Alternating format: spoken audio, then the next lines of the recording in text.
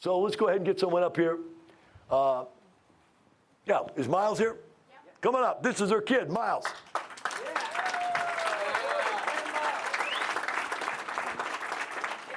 All right, Miles, it's your chance to shine. All right?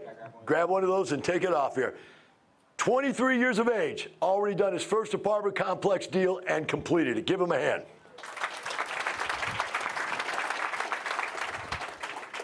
Thank you. If you want to go back one slide, I believe. Yes. So Hey, my name is Miles Moscarello. Hold your mic real close to you. Real close? Out there. All right, perfect. My name is Miles Moscarello. I've been a part of Lifestyle since about 2016. I joined a year after my parents joined, and I watched their success with their IRO property and them starting off as passive investors. And pretty quickly, I ended up working at the property when I was 16 years old as a summer job, basically. I shadowed the manager, shadowed the maintenance guy, worked with the leasing agent, and that's where like the light bulb really went off for me, where I was like, oh, they bought a business, and I like the T12s, and I like the people aspect, and it really sent that light bulb off for me, and I was like, I gotta get involved somehow. So next slide. Yeah, so joined 2016, parents bought the property. Next slide, if you can. Perfect. So this is the property that I was a lead on. It was a 26 unit in Brenham, Texas. So right off 290, about 45 minutes towards College Station, basically. So very close by. I actually was the manager and the leasing agent and a little bit of the maintenance. I know Lifestyles teaches you not to work in your business, but I really wanted to understand the full aspect of what a maintenance guy would do, what a manager would potentially do, how much time it took for repairs, just the full shebang. So I wanted to get fully in there. I was up there about 4 to 6 times a week. It was my life, basically, but I really enjoyed it. So going into the numbers, so income, if you want to go back one slide, that will go purchase price and everything. Yes, so perfect.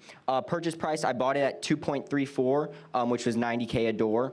My cash out of pocket, or the cash that I raised, was $800,000. Personally, because it was my first time lead deal, I ended up putting $120,000 of my own money. I know being young, it's a little shocking. I was fortunate where I had passive invested since I was 18 years old. Anytime those deals refinance or any kind of distributions in general, it went to a savings account. That was my own run. Okay, stop it right there, guys. Did you hear what he said? Because he was real estate investing since 18 years old, by the time he was 23 years old, he had $125,000. Think about it. Let it go in. Let the little squirrel get in there and play with the nuts. Mom, Dad, can I have a pair of tennis shoes? Do you understand the difference between teaching your kid how to fish instead of giving them a fish? And so, can you imagine, are there any young guys in the room here, any young studs? I'm asking for guys, you girls would never, oh, you got a young girl stud. Okay, I like that, studettes. We got young studs here, right? How many of you? Let's see your hands. Doesn't it piss you off that this young 23-year-old bought a $2.3 million business for his first individual deal that he ran? I'm happy for him. Oh, you guys are all happy for him. Well, isn't that sweet? Okay, go ahead, Bob. Oh, yeah. The reason he's happy because he's invested in the deal. And so going in, I knew I'd have a little bit of rehab, but the property was actually previously owned by a Lifestyles IRO, mom and pop run. So I knew it had been really well taken care of, and they were very transparent on what they had been doing work-wise and everything. So if you want to go next slide. This will be kind of the hard numbers of the property. So there's your income, your expenses, your NOI. We're at about $202,000. We were cash flowing about $7,000 to $10,000 a month on cash flow. My cash on cash return is 7%. As you can tell from that monthly cash flow versus our cash raised, we definitely could have done higher distributions. We were probably trending around 12 to maybe 14%. I ended up holding a lot of that cash back, especially with the market I knew we were going into with interest rates climbing. You'll see there as well on my finance slide. on some other things, but I knew a lot of expenses were coming up between insurance, general just lawn care, contract service. I knew those were going up, so I wanted to hold back some capital in that end. Total distributed after capital return was at 53%. So current valuation, when I sold the property, it actually just sold this past July. I sold that at a cap rate of 6.7. I bought it at like around a 7.7. So during my underwriting, that was a big green flag for me. Was I was looking at a lot of deals, I was underwriting a lot at that time, and to see a deal come across my desk and in general be closer to that 8% cap rate was, I knew it was something just in general to look deeper into. So, and this is the before and after. So some units, and that's the little quotation, some units were very nice. As you can tell, very clean carpets, really well done. The after, I'd go in there with a carpet cleaner, sometimes replacing carpets if needed, but my main focus was clean and functional, and I knew what the market kind of intended and what people would pay for in certain things. And I was seeing competitors, especially in a market like Brenham where it wasn't as big of Houston at all. I had a really good sense of what the market was and who were my competitors and what they were doing. Next slide. And then some units were definitely not as nice. So you can see some units had some really, really old carpet, like original build from the 1980s carpet with original things. Again, the still nice thing was I knew the previous owners really well. I knew how much they cared and loved for the property. So I knew going in, a lot of my unit turns that needed like carpet replacement or build outs of some sort were going to be easily managed. So I did end up selling this deal in 1 year. My original business plan was a potential sell in year 2 or 3. I'll go into why I sold in 1 year, and in short, it was because it gave my investors the greatest annualized return. Do you hear what he just said? Who was he worried about? His investors. Give him a hand.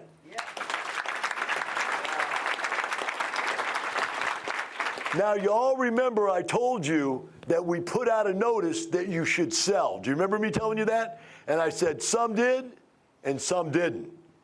He went to the back of the book and goes, maybe I should listen to him. You know what I mean? He's only got like 35 years of experience. He's only like older than 3 lifetimes, right? And that maybe I should listen to him. And that was the only reason I was ever able to do this or understand this was I have a team, and you'll see that on a later slide, and people like Dell on my who I talk to all the time. They understand the game. They've been a part of it for longer than I've even been alive, and they're willing to share that experience and talk is just insurmountable. Next slide. So this was our NOI. So this is when I purchased the property. So I purchased it at NOI was $186,000, just to keep it simple. I raised that to about $202,000. Property value when I purchased it was $2.34. I sold it at $2.85. I ended up actually selling this to another Lifestyles first deal, a first lead for him. I knew I could potentially go to the market with it with a broker by chance, maybe get 3, maybe 3.1, but after broker fees and everything, it would only shake out so much more. So I knew going to a Lifestyles person who I was actually friends with for the past year or so in general. So I knew him well. I knew it was going to be a great first deal for him. I got my investors a 55% return annualized, so I knew it was a great return for my investors. It kind of felt like the best play, especially during this market time for sure. So again, my cash on cash distributions were 7%. Total cash and equity captured was $475,000. I had a total raise of $800,000. So I gave back the original capital of $800,000 and then proceeded to have a profit of $475,000 from there. Give him a hand.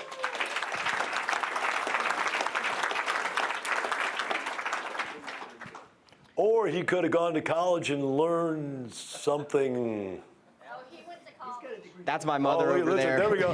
There it is. Oh, yeah, don't worry. He went to college. I did have to go to college. It was a big key for my parents and for me. All throughout college, though, I told my mother I could go out and do this. I felt really prepared. I'd taken classes with Houston Apartment Association as well as talking with mentors and working with mentors all throughout both high school and my college experience. So by the time I came out, graduated college, I had a degree in finance real estate. I'd been a passive in about 8 to 10 deals, I believe, at the time. I was independent rental owner certified by Houston Apartment Association, as well as certified apartment manager with Houston Apartment Association, on top of my University of Houston finance real estate degree. So I definitely did a lot of training and as much strategy as I could for myself to prepare myself for something like this, basically. How did I increase NOI is, I thought the better question was, how do I increase the value of the property? So first off, I'll make a little asterisk, managing expenses. You can only decrease or manage your expenses so much, especially in a market like this when we know things are rising. I reviewed and negotiated every single contract as they were being transferred and as it was the yearly renewal. Some of them kept at the exact same price. I had a few that even went down, which was very surprising. They knew because of the market, people were letting go of contracts, letting go of certain services, so I know they wanted to retain my business as well. I created a preventative maintenance program to reduce calls and keep turn costs low. Really, in simple terms, I was out there on the property, especially as part-time maintenance guy and definitely full-time manager. I was connecting with the property. I was talking to residents, seeing what the issues were, seeing if there was anything that I could do to make their experience better, as well as I was doing programs such as changing air filters monthly personally, going in units, changing those filters, having preventive pest control as well.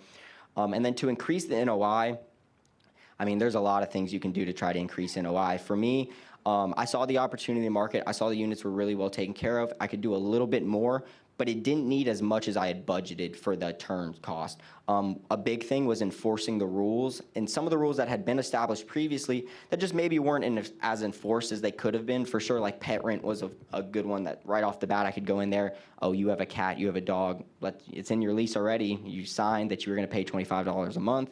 Why is that not going on? As well as the monthly rent. I knew, I'll go into a later slide, I believe, with the rent analysis, and then laundry income. That was one off the bat I knew. I debated placing washer and dryers in units to get the rent versus what it would be to continue to run the laundry facility we had on property, and we were fortunate where it wasn't a contract. We owned all the machines ourselves. How did lifestyles change my life? Obviously, it's changed my life in a big way. It gave me the education and network to grow my wealth at a young age. I mean, I was 15, 16, sitting in the room watching 2 days. I went to many 2 days, actually. Many of them were Dell, actually, when I was 13, 14. My parents were just tipping their toe in the water, basically. But I mean, just from the friends and family and all the people I've seen and the experience and the knowledge and just the talk of money flowing in different ways and all kinds of aspects, it's invaluable for sure. Short-term goals, currently I'm looking for a second deal, trying to look for something at about 100 plus units so I could build out more of a property management company myself. Long-term goal, I'd love to own 1,000 plus units of multifamily eventually. Who's on my team? I mean, like I said before, everybody in LU, from the pages and pages of consultants and operating people, as well as the mentors. My key principal, definitely a special thanks to. I had mentors from the buying side and the selling side, vendors. A few of them were actually on stage today, like Bob DeLong, yeah, a bunch of them were actually on stage. I can't mention all of them, I don't think, but I had my insurance was up here, a bunch of other LU leads. That's what's a big factor for me was all my friends now happen to be 30, 40, 50-year-olds who end up buying apartment complexes as well, and they're all doing that. And so I give them a call all the time. I have a Rolodex of phone numbers that I'm like, hey, I got stuck, or I have this question, or what's going on? Yes, Rolodex. I grew up with my mother who had a little Rolodex. And then, yeah, vendors in the local area. I tried as much as possible to get local vendors, especially being in Brenham, Texas. I knew some of the really low-priced people in Houston weren't going to go out to Brenham. So working with some of them, I did find out a few in Brenham and College Station area that were just super valuable to me, like Paul Appliance Repair, as well as Lakeway AC. Oh, all right, give a hand. Let's do some questions. I'm going to open it up to questions now. We've got some questions for him. Hey, I'm curious, how did your passive investing go before you did this deal? The question was, how did your passive investing go before you got into this this lead position?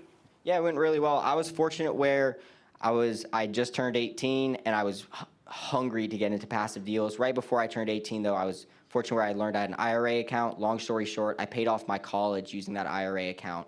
And my parents, who I was fortunate had saved up a little bit for me, I asked them, hey, if I pay off college with the IRA so it's less of a tax hit, if I could use even some of that money you saved for college for me to go into passive investing. So I used my original first two deals were $25,000 each, and I immediately got into passive investing that way. I called the leads. I was like, hey, I know your minimums. I actually ended up doing that today for a deal too. I was like, hey, I know your minimum's $50,000.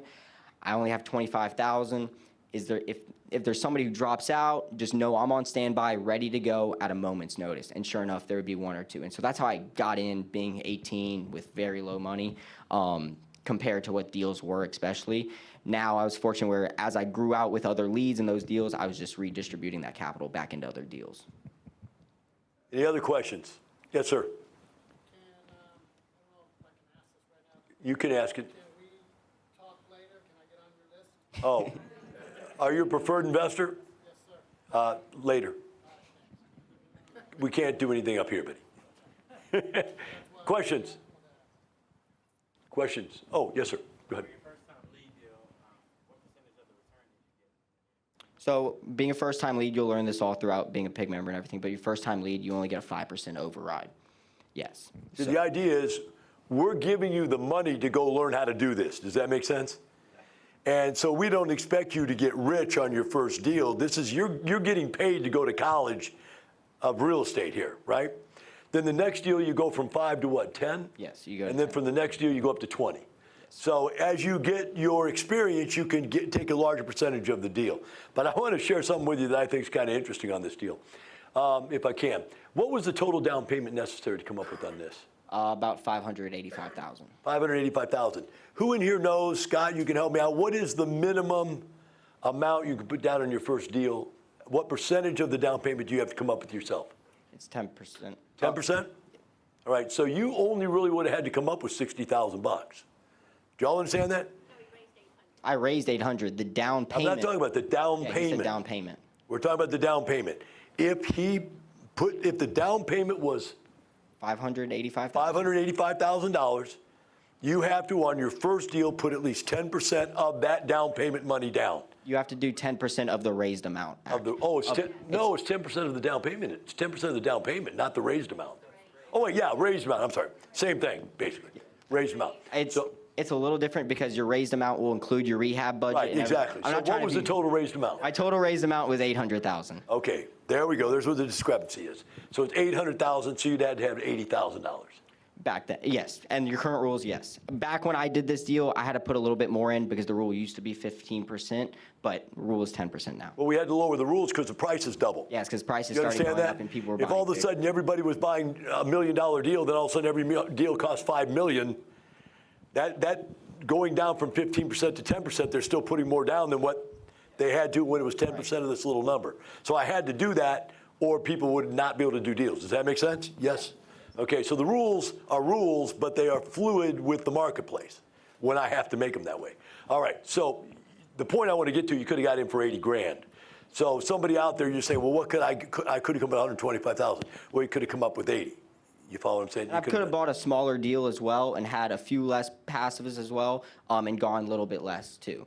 I knew my goal originally was a $1 to $2 million purchase price. This one was being 2.34 was a little outside of that, but I was willing because I saw a lot of good opportunity with this deal. And anybody who has questions about the specific deal on this one, feel free to ask me questions. I'm more than happy to share like the rent growth. And so I'm gonna bring this point up to you now. You saw how easy it was to get people to go into his parents' deal, right?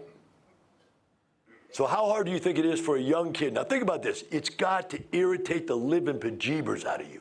If you're a 40 or 50-year-old man going, I'd like to start a business.